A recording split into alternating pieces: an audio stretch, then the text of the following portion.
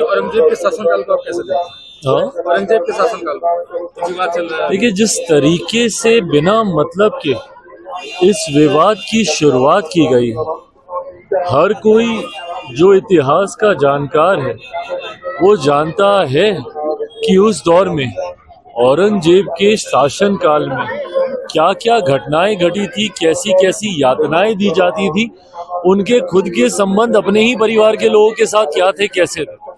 तो जो भी व्यक्ति इतिहास को जानता है वो तमाम इन घटनाओं से वाकिफ है, पर उसके बावजूद समाज में सिर्फ हिंदू मुस्लिम के आधार पर बंटवारा करने की सोच के साथ कुछ ऐसे राजनीतिक दल हैं जिन्होंने उम्र भर अपनी राजनीति में सिर्फ तुष्टीकरण करने का काम किया, और ये तुष्टीकरण की राजनीति ने ही हमारे समाज को सबसे ज्यादा नुकसान पहुंचाने का काम किया। कुछ ऐसे राजनीतिक दल हैं, राजद जैसे दल हो, सपा जैसे दल हो, कांग्रेस जैसी पार्टियां हो, जिनके लिए सेकुलरिज्म की परिभाषा ही तुष्टीकरण की राजनीति है।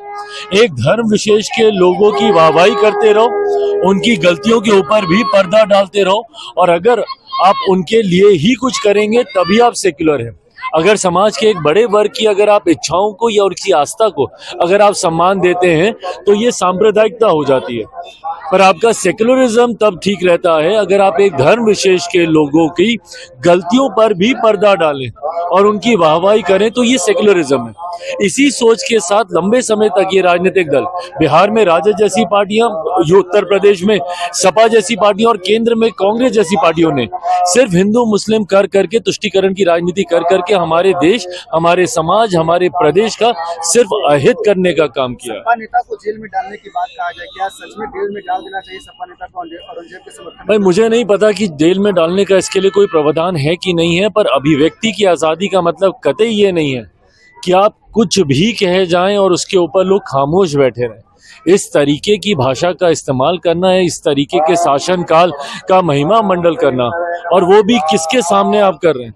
क्योंकि एक ऐसी फिल्म आई है जिसने मराठा समाज के एक बड़े योद्धा को, उन्होंने उनकी बातों को, उनके कार्यकाल को सामने रखने का काम किया, इसीलिए आप ये तुष्टीकरण आप करना चाह रहे हैं। ये सोच गलत है, इस तरीके की भाषा गलत है, अभिव्यक्ति की आजादी में कतई इसको नहीं गिना जा सकता। आपके सहयोगी जदयू के नेता समर्थन कर रहे हैं, कुछ विरोध कर रहे हैं। भाई, मुझे नहीं पता कौन समर्थन कर रहा है, नहीं कर रहा है, बट हाँ, मैं इतना मैं जरूर जानता हूँ कि जो भी पढ़ा लिखा व्यक्ति है, जो इतिहास को जानता हो, जो जानता हो कि किस कार्यकाल में क्या किया गया, टूटी फूटे इतिहास को मरोड़ परोड़ के परोसने वाले इतिहास को नहीं, जो सही इतिहास को जान रहा है, वो कतई इसका समर्थन नहीं करेगा। चिराग जी, लॉ एंड ऑर्डर के लेकर सवाल है, बिहार शरीफ में जिस तरीके से महिला की निर्मम हत्या किया गया, पैर में कीले पोती गई है, काटी डाला गया, इसको कैसे देखते? नहीं, ये गलत है और ये अति दुर्भाग्यपूर्ण है, और ऐसे समय में भी समाज में ऐसी घटनाओं को जगह मिल रही है।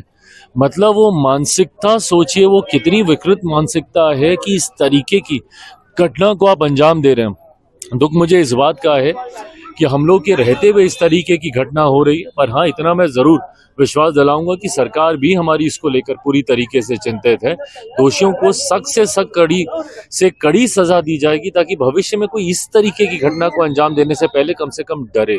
तेजस्वी यादव ने गंभीर सवाल उठाया कि अगर हमारी सरकार आती है तो मीरा जैसे जो गाड़ी वगैरह जो व्यवसाय करते हैं उनको जो है कि शराबबंदी कानून से अलग रखा जाएगा, इस पर क्या कहें? क्योंकि विशेष करके जो कि दबे कुछ लोग इसी को काम करते हैं, मीरा जैसे गाड़ी वगैरह। देखिए, मेरी खुद की पार्टी और बिहार फर्स्ट, बिहारी फर्स्ट इस बात का समर्थन करती है।